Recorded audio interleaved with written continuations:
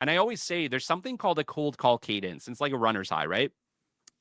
The first, like, let's call it 5 or 6 calls are always hard. And it doesn't matter whether or not you've been in the industry for 20 years or whether it's the first time you've ever picked up the phone and you're making a cold call.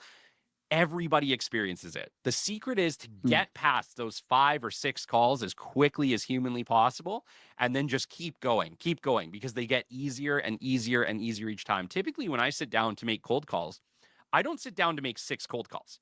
I sit Mhm. down to make 26 cold calls and I just go for it. And yeah, like I said, the first ones are always a little bit iffy, but by the time you get to like 26, you're like, holy crap, that hour really flew by. Mhm. Right? And I think the important thing to remember is that if you're afraid of talking to somebody, if that's the fear is like, oh, I'm really afraid they're going to pick up the phone and I'm not going to know what to say. 80% of calls go to voicemail anyway. Mhm. So what's going to end up happening, and what I teach ultimately is that as business developers in the 21st century, we have to get really great at leaving voicemails people want to call back. So actually what you end up becoming is not a great cold call maker, but a great voicemail leaver.